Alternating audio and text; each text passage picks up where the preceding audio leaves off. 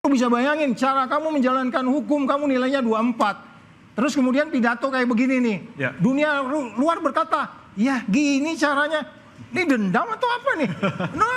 You talking about hukum and nothing to do with Apa yang dendam. disampaikan? Menjatuhkan pidana kepada terdakwa dengan pidana penjara selama 6 tahun dan 6 bulan dan denda sebesar 1 miliar rupiah. Kami ada waktu 7 hari untuk pikir-pikir dan setelah itu kami akan tentukan upaya hukum apa yang akan kami lakukan. Pidana terhadap terdakwa Helena oleh karena itu dengan pidana penjara selama 5 tahun dan denda sejumlah 750 juta rupiah. Terutama juga hakim-hakim yang vonisnya jangan terlalu ringan lah. Ngerampok triliunan, ratusan triliun, vonisnya sekian tahun. Vonisnya 50 tahun begitu kira-kira itu. Kami berkomitmen melakukan upaya hukum, ya, melakukan banding dan sudah didaftarkan di pengadilan. Memberi maaf kepada koruptor asal mengaku secara diam-diam dan mengembalikan kepada negara secara diam-diam. Itu kan salah. Undang-undang korupsi tidak membenarkan itu, hukum pidana tidak membenarkan itu.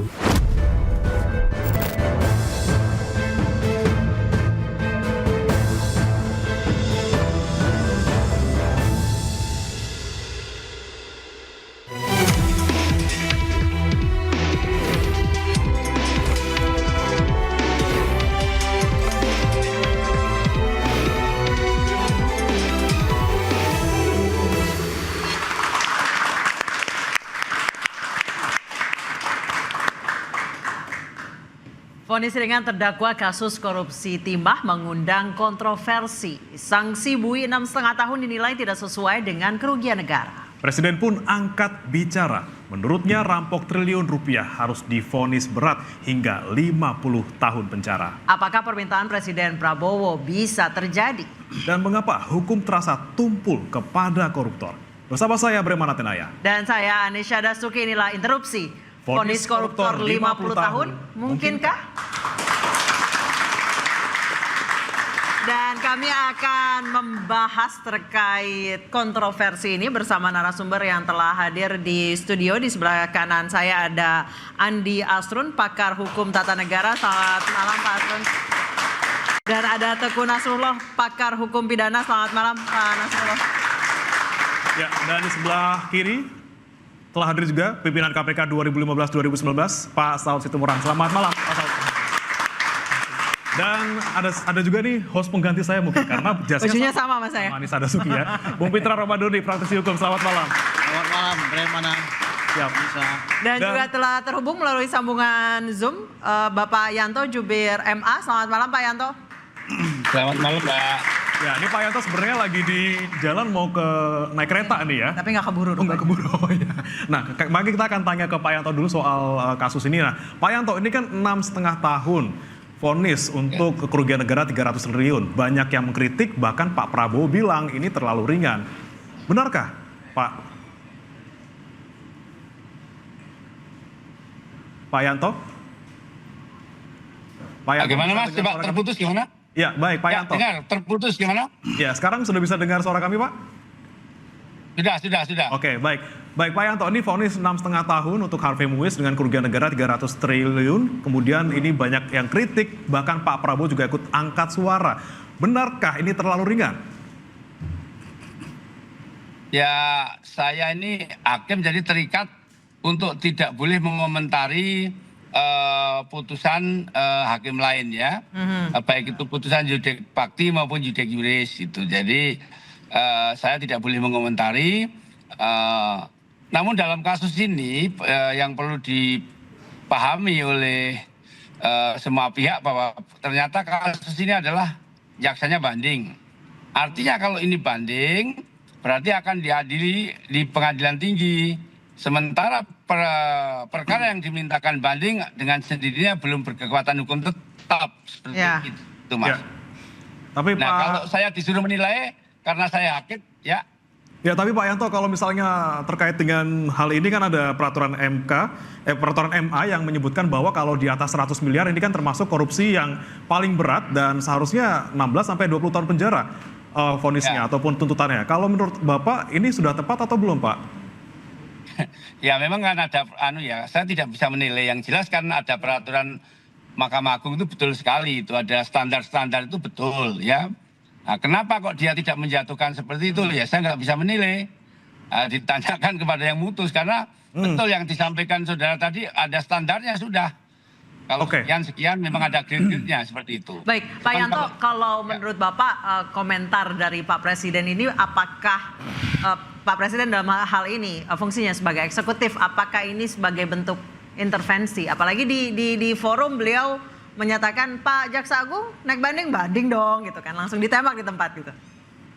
Ya karena Jaksa Agung kan pembantu Presiden, eksekutif. Jadi kalau menurut pemahaman saya, beliau itu bukan intervensi, tapi penegasan.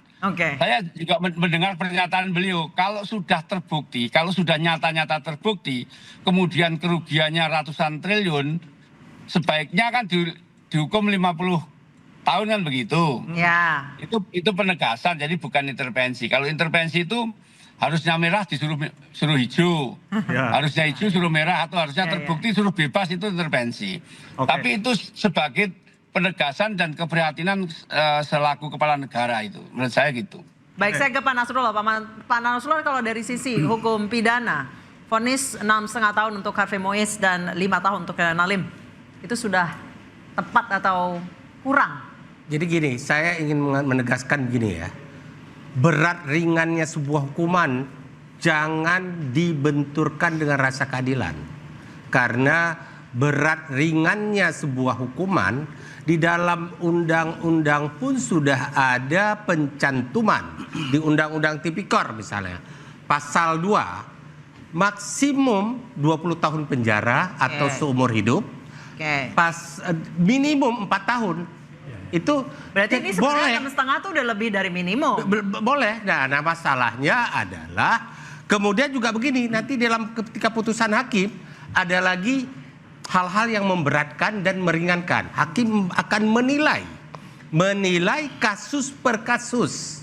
Nah, hakim punya kewenangan penuh untuk menilai kasus per kasus. Tunjuknya bukti tadi Pak Yanto, ya, Hakim Agung tidak mau intervensi ke dalam putusan itu. Karena apa? Beliau sudah benar, luar biasa bagusnya beliau tidak mau merespon itu. Karena apa? Untuk menentukan berat ringan akan dilihat perannya. Karena dalam hukum pidana itu ada yang namanya deal naming, penyertaan. Bentuknya itu adalah turut melakukan, membujuk melakukan, menyuruh melakukan, membantu melakukan. Ya, itu akan beda-beda penjatuhan sanksinya. Makanya merujuk kepada berat ringannya sebuah hukuman tidak boleh dibenturkan. Tapi kalau dilihat dari public exposure-nya? Nah, namun ingat ada peraturan Mahkamah Agung yang mengatur indeks ya penjatuhan sanksi pidana untuk kasus korupsi.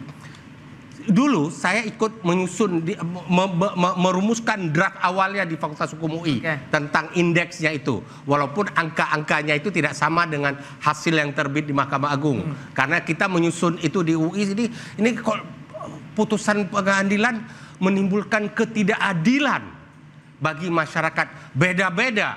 Belum lagi nanti bedanya sebuah kasus korupsi 100 miliar antara polisi, jaksa, KPK, beda-beda perlakuannya di dalam proses penyidikan, penyidikan dan penuntutan. Ini menimbulkan persoalan disparitas rasa keadilan bagi masyarakat. Tidak boleh itu terjadi. Negara tidak boleh membiarkan ada rasa keadilan tidak berbeda. Kita bertiga ini korupsi.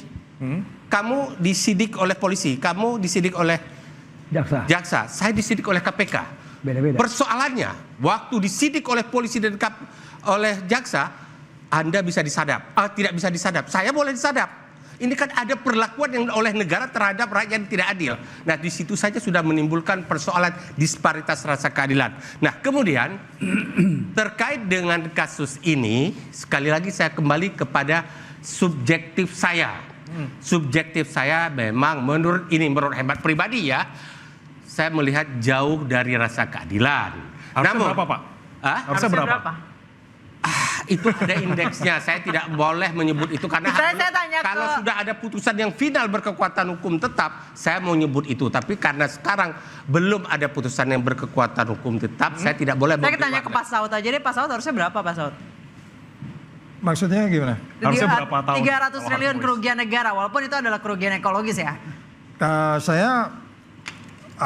Pengalaman saya kalau di Undang-Undang KPK itu kan pimpinan KPK itu penyidik dan penuntut. Jadi penyidik, jadi saya juga sebagai penyidik juga sebagai jaksa penuntut. Anda bisa bayangkan kalau mereka dalam paparan case-nya seperti ini, kemudian diputuskan tadi pasal 2 umpamanya begitu ya. Terus masuk ke persidangan, kemudian ada yang bulat, ada yang gimana-gimana. Padahal udah jelas telak gitu ya. Nanti pada akhir menjelang kita menentukan harus dituntut berapa, kalau dia pasal 2 maksimal tadi 20, kita duduk baik-baik, saya panggil jaksanya. Gimana? Gini Pak, gini. Enggak, gua nonton kemarin ini ngotot orang ini, saya bilang. saya ikutin semua persidangan itu, kan di media memuat itu berita itu ya. Nah kemudian itu tadi, kembali lagi, hukum itu kan yang paling penting itu adalah, hukum itu pasti nggak? Hukum itu adil nggak? Hukum itu bermanfaat nggak? Kan 3 hal itu yang harus dipegang. Adil pelaksanaannya, due process of law-nya, dan seterusnya. Nah, kata 50 itu due process of law yang mana? Anda mau bikin 50? Mau pakai apa? Gitu? Ya, saya ingin nambahkan apa yang disampaikan Pak Saud. Pak Presiden Prabowo boleh saja punya cita-cita untuk, ini harus dihukum berat. Boleh saya, tetapi saya pahami beliau. Berarti angka 50 itu yang diubah mesti undang-undangnya dong? Ya, harus diperbaiki undang-undang. Beliau mungkin semangat pemberantasan korupsinya sangat tinggi, namun tentu seharusnya penasihat hukum di sekeliling beliau mengingatkan undang-undangnya maksimum 20 tahun atau seumur hidup. Karena pasal 2 dan pasal 3 Undang-Undang Tipikor disebutkan hukuman seumur hidup, pidana penjara 20 tahun maksimum atau seberat. Tapi ada pasal ayat 2-nya boleh hukuman mati dalam keadaan tertentu. Pak Saud, kalau Pak Saud mungkin akan seumur hidup atau mati? Hukum itu tidak boleh dibangun dengan dendam. Nih kita bukan bicara dendam nih. Ini kita lagi bicara negara indeks persepsi korupsinya 34 bro. Lu bayangin 34, cara lu melaksanakan hukum, kamu itu dari skala 1 sampai 100, sekarang ini oleh World Justice Project, kamu dinilainya tuh 24. Lu bisa bayangin, cara kamu menjalankan hukum, kamu nilainya 24. Terus kemudian pidato kayak begini nih, dunia luar berkata, ya gini caranya, ini dendam atau apa nih? No, you talking about hukum, nothing to do with dendam. Apa yang disampaikan Pak Saud ini begini, menariknya begini. Kamu bisa sebutkan ke saya satu saja sektor mana dalam kehidupan berbangsa dan negara yang tidak korup di negara kita ini sekarang? Luar biasa. Korup yang paling parah justru terjadi di aparat penegak hukum sendiri. Nah itu yang harus kita benahi. Jadi semangat Pak Prabowo ini bagus luar biasa, tapi harus kita tempatkan dalam ranah hukum yang benar. Terakhir saya ke Bang Putra dulu. Bang Putra, kalau Anda melihat teknisnya ketika persidangan dan kemudian melihat peran-perannya Harvey Muiz di persidangan dan juga di kasus, Anda melihat 6,5 tahun ini cukup atau kurang atau harusnya lebih maksimal lagi? Terima kasih Bremana. Jadi atau menurut Anda terlalu banyak 6,5 diputuskan hakim itu harus dianggap benar ya, sebagai harus dianggap benar. Res judicata pro veritate habetur. Hakim tentunya melihat dari fakta persidangan adanya kesesuaian antara keterangan saksi, bukti, keterangan ahli, dan keterangan terdakwa. Perlu diingat kalau berbicara terkait dengan 6,5 tahun, pertimbangan hakim di sini harus kita baca secara utuh. Saya sudah mempelajari putusan perkara nomor 70, 71, dan 81. Nah, di situ dijelas keterlibatan Harvey Muiz di dalam tata niaga komoditas timah tersebut pada wilayah izin usaha pertambangan PT Timah periode 2018 ya. Kalau hasil audit BPKP itu kan yang diaudit itu kan periode 2015-2022. Sedangkan Harvey Muiz dan kawan-kawan itu masuk itu di 2018. Jadi faktor yang kerugian negara ada 3 komponen nih ya yang diaudit oleh BPKP berdasarkan putusan pengadilan Tipikor. Yang pertama ya, komponen kerugian negara atas kerjasama ya, penyewaan alat processing pelogaman sebesar 2,2 triliun. Kerugian yang kedua ya, komponen yang kedua itu kerugian negara ya atas pembayaran ya timah dari tambang ilegal sebesar 26 triliun. Nah, komponen yang ketiga nih, ini perlu dipertanyakan nih oleh audit BPKP ini, yaitu kerugian negara atas kerusakan lingkungan akibat penambang ilegal. Berdasarkan fakta persidangan ya, majelis hakim tidak menemukan adanya keterlibatan besar yang dilakukan oleh Harvey Muiz dalam kasus ini, karena dia hanya sebagai representatif dari PT Refinet Bangka Tin. Dan memang kalau untuk Tipikor belum ada yang mengatur ya, ingat Bang Mitra ya. Ingat loh. Kalau memang ini berbicara keadilan ya, audit BPKP itu melakukan audit dari periode 2015 sampai 2022. Berapa perusahaan yang bekerja sama dengan PT Timah? Sebanyak 375 perusahaan. Audit, berani nggak BPKP mengaudit 375 perusahaan ini? Banyak banget Bang itu Bang. Jangan hanya PT RBT sama PT Timah saja. 375 perusahaan ini mana? Nah, jadi nggak bisa juga kita salahkan Harvey Muiz, dia harus bayar 300 triliun. Tidak bos, terdakwanya di kasus ini 22 terdakwa. Tapi memang belum ada di Undang-Undang Tipikor yang mengatur bahwa kerugian ekologis ini masuk ke dalam pidana. Nah, kita akan tanyakan ke Prof. Nasrul, tapi kita akan break dulu, tetaplah bersama kami di Interupsi.